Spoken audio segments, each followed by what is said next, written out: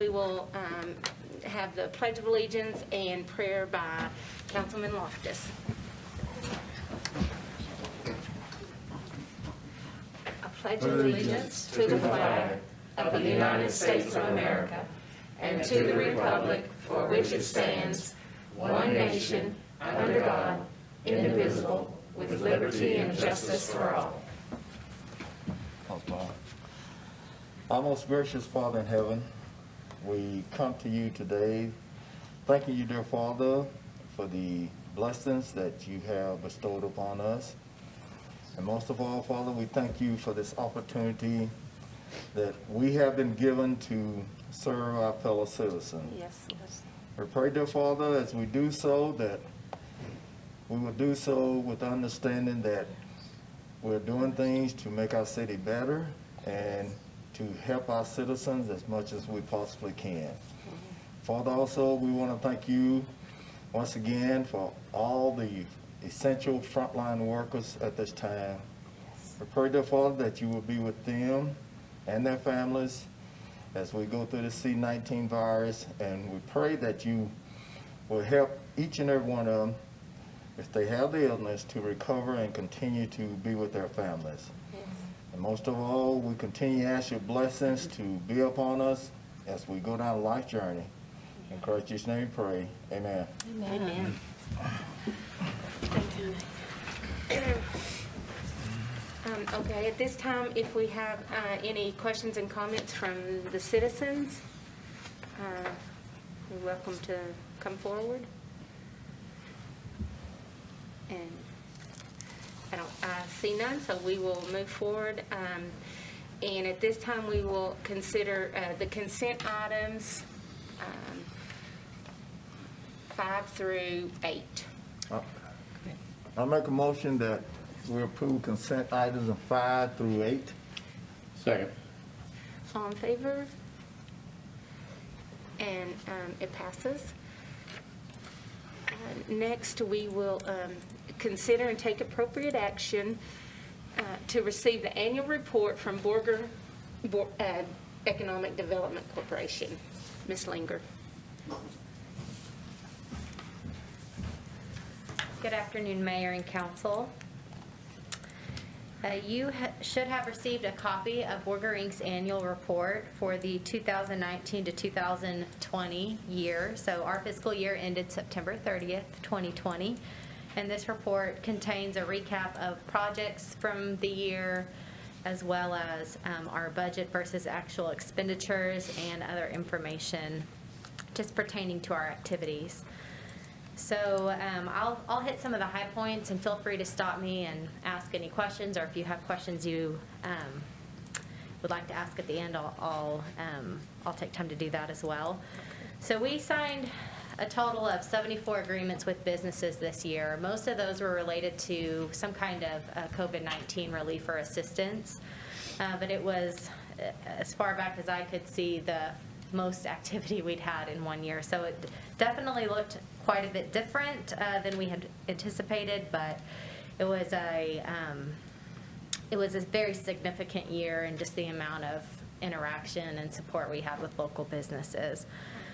We had, you have a report here that gives any active incentive agreements and their current standing. Several of our agreements were put into forbearance throughout this pandemic period. So that forbearance period, the EDC board set to end December 31st. And we've been able to talk to pretty much all the businesses that were in that forbearance period. Forbearance meaning that if they had a loan, they were not required to make payments during that time. Their interest just accrued as normal, but they weren't actually required to make payments. Or if they were not able to meet their job creation or retention requirement during the COVID pandemic, if they had to have layoffs, we were just giving them some time to kind of get back to normal operations, particularly those businesses that were forced to entirely close down during the pandemic. And so we've heard overall very good feedback, and we're anticipating most of them to return to somewhat normal operations and normal employment numbers by January. And then those who aren't able to do that, we'll work with them to continue to work through that process, whether that's repaying incentives or what that looks like. But overall, I think businesses here were very strong and resilient, and a lot of them able to weather the storm, not without any, I mean, it was still a very incredibly difficult year, but I'm just amazed at the resilience of our local businesses. As far as our budget for the year, we ended up exceeding our budgeted revenue by about 5.5%. So that's about $65,000 more in revenue than we anticipated. That's primarily due to an increase in sales tax revenue, more than we'd budgeted for this last year. So during the pandemic, a lot of people, I think we've said this over and over again, but shopping locally here when it was maybe more difficult to go out of town. And that was probably the best thing people could have done to help the local economy survive. And I just want to say it's really important that people continue to shop local as much as possible and support our businesses. It certainly helps put food on the table for your neighbor, and also, your city services and like the programs that we offered. We wouldn't be able to offer programs like that if people weren't shopping locally. And so, Katie, can I ask you a question? Yeah, Because absolutely. I did have a citizen ask me if there was somewhere they could, if there's a list of local businesses that they can shop online somewhere. I didn't know if the chamber or somebody had something like that. I don't believe that there specifically is a list of all businesses that offer online sales, but I think that's a great idea. And, oftentimes there's a link on a business's Facebook page to a website if they have an online store set up, but one consolidated list. If that's something we'd be happy to work on. A lot of times what we find out is you can spend a lot of time compiling that, but if people don't know it's there, it doesn't really get used that much. Google and Facebook are just such a faster way to figure that out. But I do think This was definitely an older person, so maybe, it's That's true, something too. that they would prefer. But Right. I was just curious if Right. the chamber had something. not that I'm aware of, but that's actually a very good suggestion, and I'll see if there's an easy way to do that, or maybe touch base with the chamber and see if that's something that they've already started working on. Thank you. As far as expenses go, it shows that our total operating expenses were about $450,000 less than budgeted. That's simply because we budgeted for certain projects that were approved in this last fiscal year, but they haven't yet funded, because most of the EDC's projects we do not fund until a business is actually finished, what the expansion that they've been approved to receive incentives for. And so we'll approve it in 1 year, and it'll be part of our budget for that year, but if the project doesn't get finished until the next fiscal year, it won't be funded until that time. So that's why it shows that we budgeted $1 million in projects, but only $545,000 has been funded. Also, part of that difference is that we still have some remaining COVID assistance funds left. Our COVID-19 Small Business Recovery Program that allowed businesses whose revenue had decreased during the pandemic to come and apply for assistance with things like rent, utilities, insurance. So we still do have some funding left in that if it is not used, we'll talk about how we can repurpose those funds in this next year. That program was accepting applications until December 31st. But other than that, most of our expenses fell at or below the budgeted amount. Overall, just a solid year financially. There's some additional information in here in some of the programs we offered. Our marketing partner program, if you've seen all the signs around town, that was definitely a big hit. We had 50 businesses participate in that program this year. And that's marketing for the EDC, helps get our name and what we do out in the community. Explain, our idea was to partner with local businesses to share the story of how EDC works with businesses to help them get started or expand. So we've definitely seen we've seen a big impact from our standpoint in just getting calls. I saw your signs around town. I didn't even know you guys existed. So that's been good for us, but it was also a huge blessing to these small businesses during a very difficult time for them. Well, was there a cap on that? I couldn't remember. Yes, Was 50? We had funding for exactly Up to 50 50. businesses. We actually, our fiscal year ended September 30th, so we had 33 businesses apply before that September 30th cutoff and 17 after. So total it was 50, but 33 in this last fiscal year. Okay, the something else I like to highlight each year is we have a service at the EDC. We contract with a company called Leading Edge, and they send a man, Spencer McElhannon. He is in our office one day a week, typically every Wednesday from 8 to 5. He meets with aspiring entrepreneurs, existing small businesses, to kind of coach them through things like selling a business, buying a business, starting a new business. And he met with 29 separate businesses in this last year. Most of those that's individual businesses, that's not meetings. I mean, he's had easily over 100 meetings last year. So he might meet with one person who wants to start a business 3, 4, 5 times, or someone who's interested in buying a business. So we're really excited to see that the community is using Spencer's services more and more. He can assist with financial projections, with business plans. It's a great service that it costs the business nothing. They don't pay for that service. The That is a EDC great pays for his service. time. Yeah. So It those kind are of some. teaches them to do a business plan or something? Yeah, like he that? walks through the business, yes, a business plan, with a heavy focus on the financial projections part. I mean, if you're thinking about going into a business, buying equipment, leasing space, you want to know that your business is going to make money, and not just make money, but, make enough to cover all of your expenses and enough to live off of if you're planning on doing that full time. And so, a lot of people, when it comes to the numbers thing, just say forget about it. I don't want to Yeah. think about the numbers, and that's where Spencer really excels, and he can help them understand it just enough so that they know what they're getting into.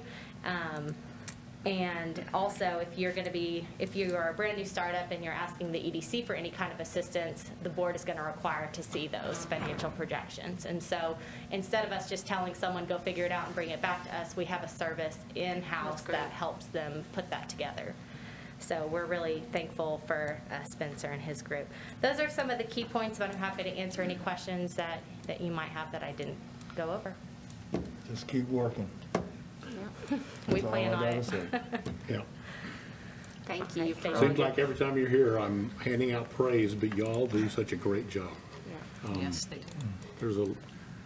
I'm happy for our bankers on the board and the brilliance that board has, and I'm not normally a praiser, but I see y'all doing great stuff, and I'm just tickled pink.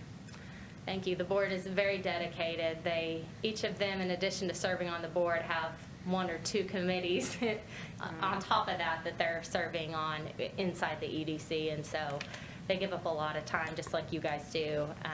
They don't receive any compensation for that at all. They're just there they want Borger to continue to get better every day. And so yes, we're very blessed to have the Yeah. board that we have. Thank you. Sure. Yes, thank you. Thank you. Oh, sorry. Did I go back? Okay, if there's not any questions or anything, we'll entertain a motion. I move to approve the fiscal year 2019-2020 annual report from Borger, Inc., the Borger Economic Development Corporation. Second. And all in favor? And it passes. Item 10, consider and take appropriate action on Resolution R-044-20, selecting Park Hill to provide engineering services related to the master drainage plan. Mr. Shredlin. So this is tied to a FEMA disaster declaration for the Harbor Bay fire many years back. And part of that disaster declaration made available hazard mitigation grants. And so a little over $2 million was allocated for hazard mitigation grants for Hutchinson County and the surrounding counties. Of that, a portion was allowed for planning activities. And so we applied for a planning grant for a master drainage plan. And we subsequently were awarded that grant. We're actually the only applicant in the planning category.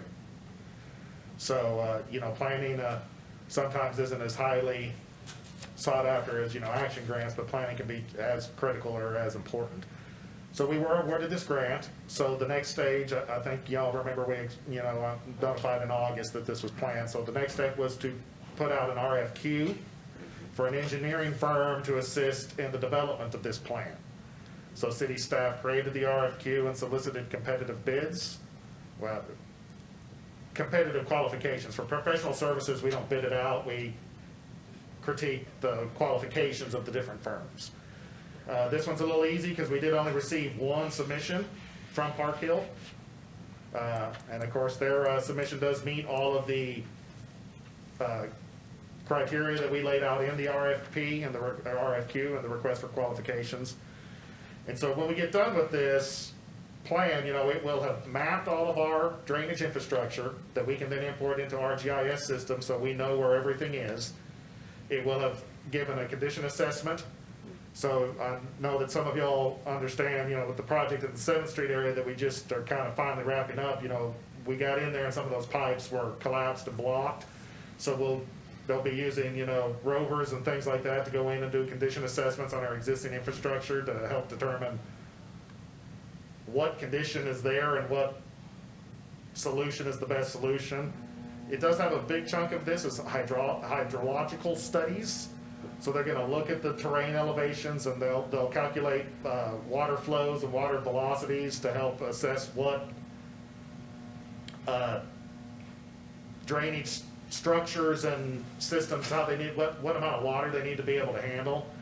A lot of what we've done on 7th Street was based on inadequate drainage structure because we didn't really know, we didn't have those calculations and those flow things that are, quite complicated for anybody other than a specialized engineer to calculate.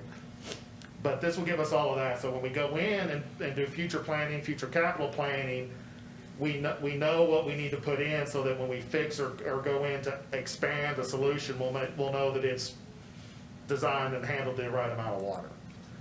And so they gave us some examples, but we'll be working through this.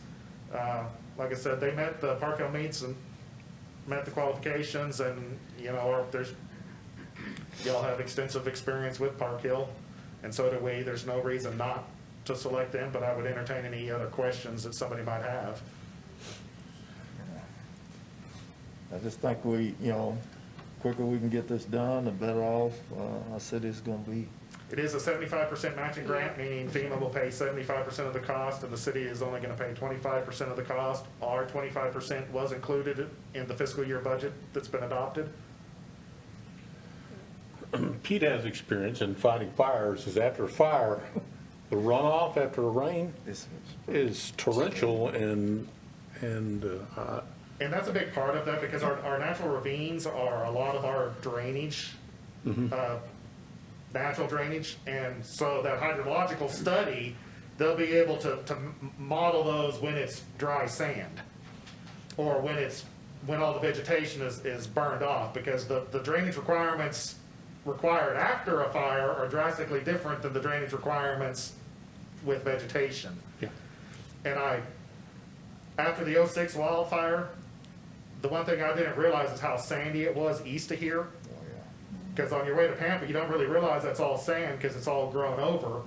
But after that fire came through, it almost didn't look like there was a fire because, it wasn't black like normal because the sand doesn't char. It just burned off all the vegetation. But if you remember after that, the 152 got shut down several times on windy days because you couldn't see because it was blowing all the sand. And what I started lovingly referring to as the Borger Desert.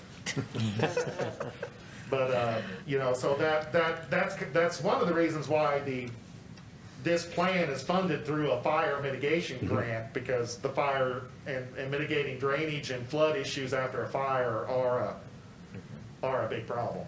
Yeah, and anytime we can get Fed money at 3-1, I'm gonna jump on it.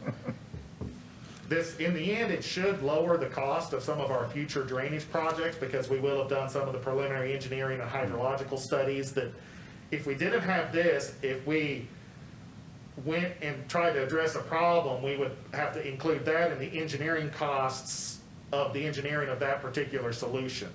So by doing this study up front, it will, in the long run, reduce the engineering costs of each project that we move forward with because we'll have the data to support it and we won't have to do it at that time. Good. Any other questions? Good. All right, I'll entertain a motion. Move to approve resolution number R-044-20, selecting Park Hill to provide professional services for the creation of a master drainage plan. Second. All in favor? And it passes. Item 11, consider and take appropriate action on ordinance O-001-21 and O-002-21, amending the City of Borger Code of Ordinance, Article 11.04, Hotel Motel Occupancy Tax, and creating Article 11.05, Venue Tax. Mr. Edwards. Yes, Mayor. As the agenda item verbiage suggests, this item contains two ordinances, the introduction of two ordinances. They're both kind of interrelated to the venue tax. I'll talk about the venue tax in a second. The first ordinance, 001-21, amends our existing hotel motel tax. You know, for many, many years, the city has collected a 7% hotel motel occupancy tax, and that's what's funded our tourism fund and some of the chamber activities and museum activities for many, many years. When we do impose the venue tax, which we'll talk about in the next ordinance, the process to collect that tax needs to be identical so that it makes it easy on the hotel owners. So this ordinance basically rewrites our existing Article 1104 to make that process of collection identical to what the new ordinance, which is the next ordinance we'll talk about on the venue tax, collects. So that way it makes it very easy for a hotel owner to make those reports to the city and make those payments into the city. Does that have to be done because there's like laws that have changed or something? I mean, some of the statutes have been updated. The ordinance we have was not necessarily incompatible with the current law, but there are some different things in the venue tax collection but we can make the hotel, our current hotel, match that same process, so that it's very easy for the hotel owner. That's really the only reason why we're redoing that, is so that the process of collection is identical for both taxes, since they're both essentially hotel motel occupancy taxes. Just one of them is designated to a venue project. So, ordinance 002-21 is a new section to the Code of Ordinances. And even though we had an election and the election was favorable, now we have to take an action to put into our Code of Ordinances the imposition of that tax. That's what this ordinance does. It imposes that 2% additional tax, which would now raise that to a total of 9% on a hotel motel room to the community. I'm sorry, to the hotels in the community. So there again, it will be collected just like now the current hotel motel tax, very easy. We're going to try to set up an online collections where they can do it, submit it online and pay it with a credit card, send a check, however they want to do it, it doesn't matter. But it'll make it very, very easy for the hotel owners to meet that law to do it. But other than that, I've included the text of the ordinances in there, already being approved by both the bond attorneys and the city attorney. So if you have any questions specific to the two ordinances, let me know. Other than that, I don't have any more at this time. I would like to add that just that 7% plus the 2%, the 9% is, no different. And I mean, the voters did approve that, but that is no different than what you're paying in Amarillo as a venue tax to support the Amarillo National Center and part of the Civic Center, Fort Worth, Dallas, Austin, anywhere. I mean, this is not uncommon, so it's just putting us really on par with other cities, and then we get to support and improve our dome facility with it. So it's, like I said, really, we're just coming up to where everybody else is when anybody stays anywhere else. I have a question. It's related, and maybe I shouldn't ask, but whose responsibility is it to I don't know how to say this, audit that they are paying what they're supposed to pay? Well, we have, the ordinance contains a process for the city to request an audit of that motel. Okay. Typically, what we would do in that instance is actually hire an audit firm. You can get a hotel motel tax occupancy tax audit for about $900. They're not terribly expensive. We've actually been considering doing them, but have hesitated to do that because of the COVID thing right now. We don't want to, there again, put any undue hardships on them. At some point in time, it's been a while since we've done one. At some point in time, we probably will do that in the future at some point in time. And I understand COVID, but I also understand that this is, it's important for the fact that we are going to take a bond out for the dome, and it's very important that we get the income that we're Correct. owed. Correct. Yeah. So I mean, eventually I would really like to see Yeah, that and, happen. and keep in mind, these same hotels send a form to the state comptroller's Okay, office, because that's what I state was imposes a wondering. 6% hotel occupancy tax. So as part of the, something new that's in both of these ordinances is a certification that the amount of revenue they've reported to the state is identical to the amount of revenue they're reporting to us.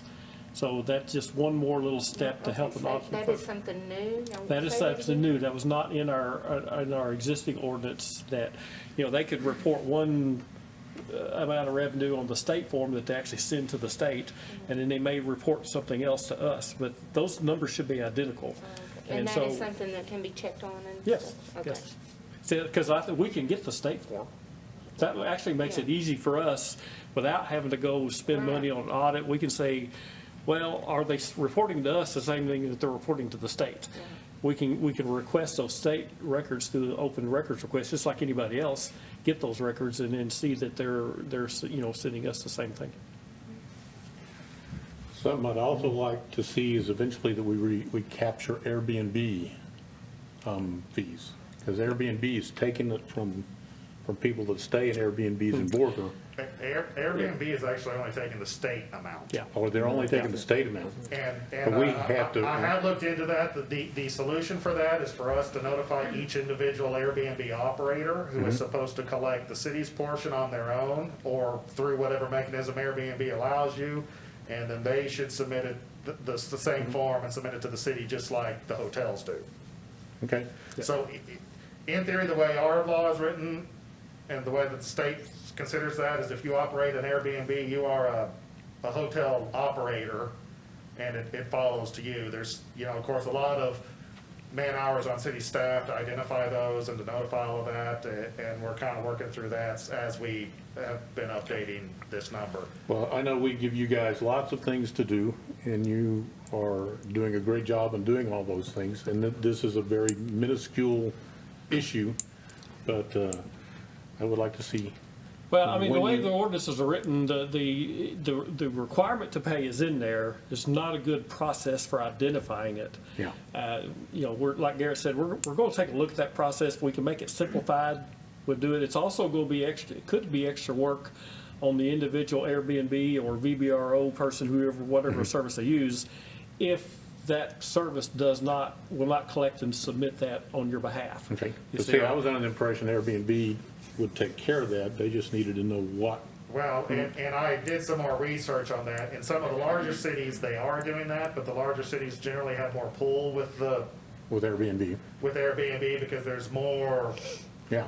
If Dallas comes in and says, "Hey, we're going to restrict you from operating at all in our community," it's a lot bigger deal.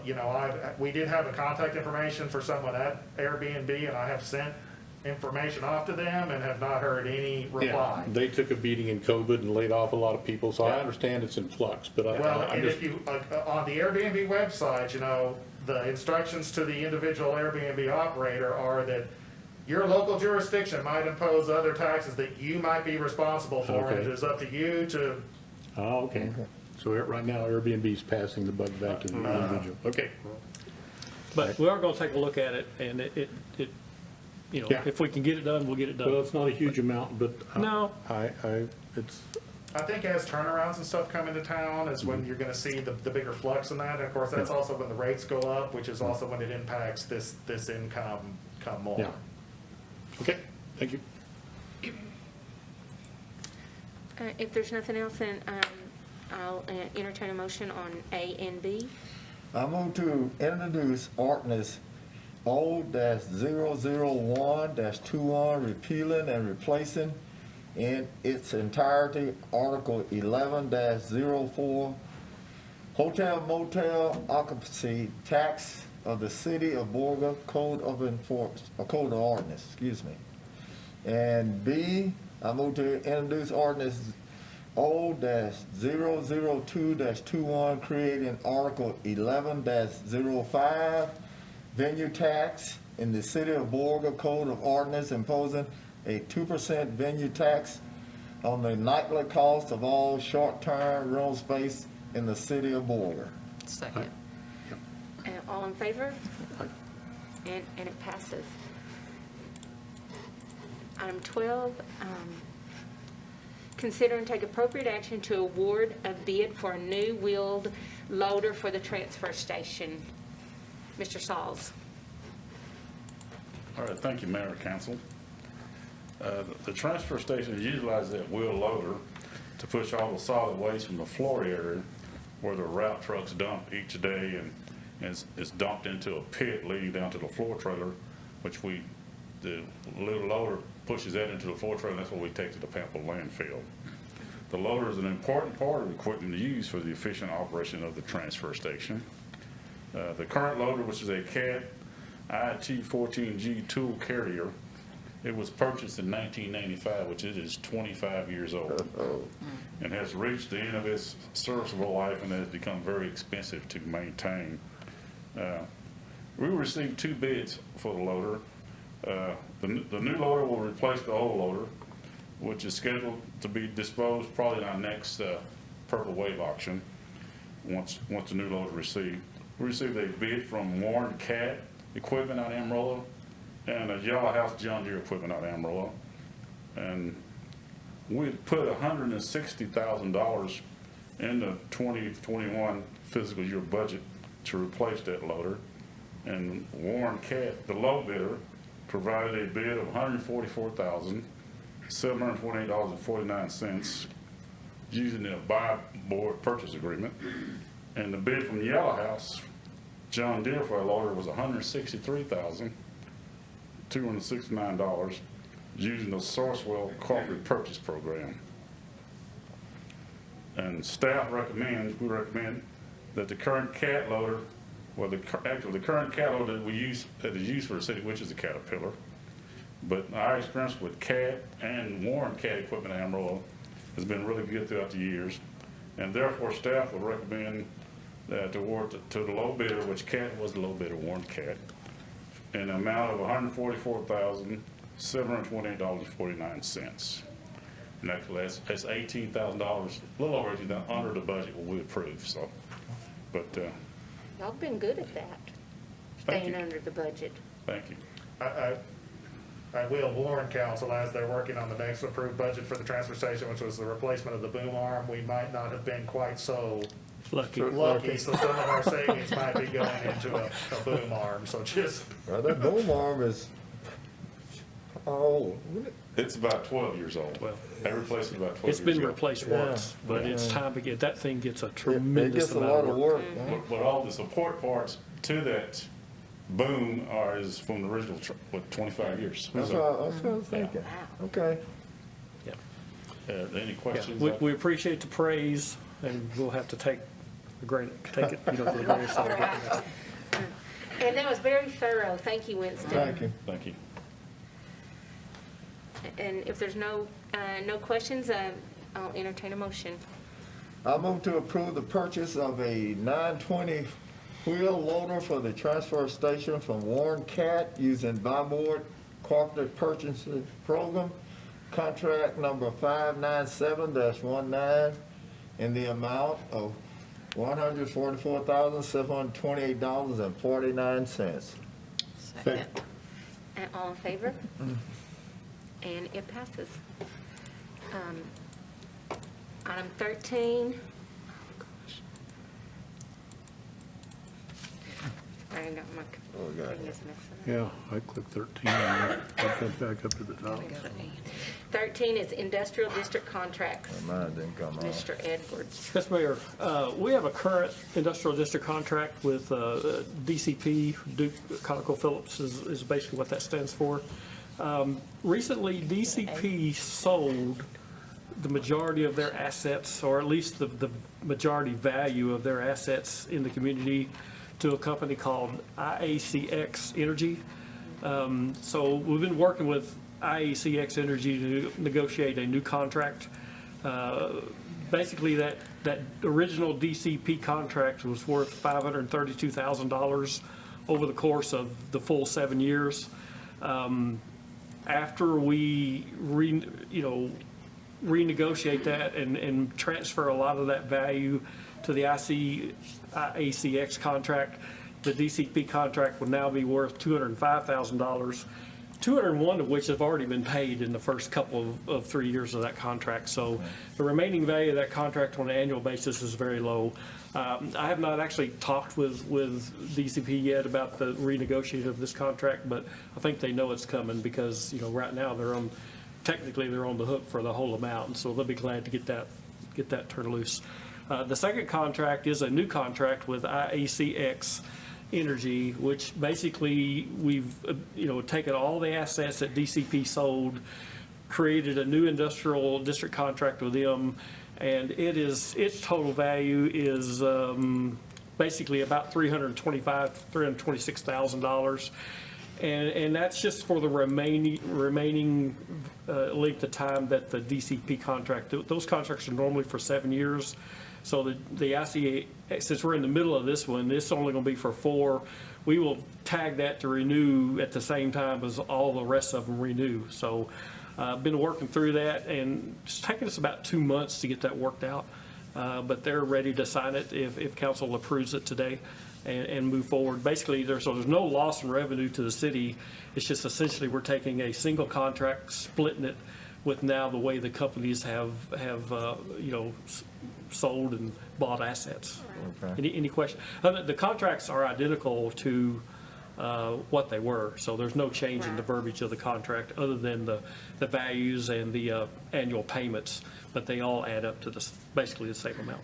So you've already talked to IAC? Yes, I've been working with them for a couple of months. I have not started with DCP yet. But theirs really won't. No, it It really, changes over all we're 3 doing more, on 4 them is years. changing the total value of the contract and the annual payment, which used to be around $75,000, $80,000 a year, is now going to be around $1,500 a year or so. Yeah. And that's because they paid most of it up front. Well, they The pay first few years. it once a year. But they paid, Well, yeah, the first 2 or 3 years of the Years, they contract, paid they the paid most. the full $70,000, Right. Okay, that makes $75,000 a sense. year because Yeah, all of okay. the assets that, an industrial district payment is a payment in well, lieu yeah, of 'cause taxes. I thought, well, they're only paying 1,000 something, but now I Yeah. get it because. Correct. The only thing they own left is like a building. Yeah, okay. Yeah, that's inside our industrial. I think they have some other stuff that's outside the industrial district, but inside the industrial district, they have very little value left in there. The majority of the value is the Rock Creek plant, which is now owned by IACX. So. Any other questions? If not, I'll entertain a motion. Move to approve amendment number 1 to the industrial district contract between DCP Midstream and the city of Borger. A second. All in favor? And it passes. And I'll entertain a motion on the contract between IACX Rock Creek and the city. I move to approve the industrial district contract between IACX Rock Creek and the city of Borger. Second. All in favor? And it passes.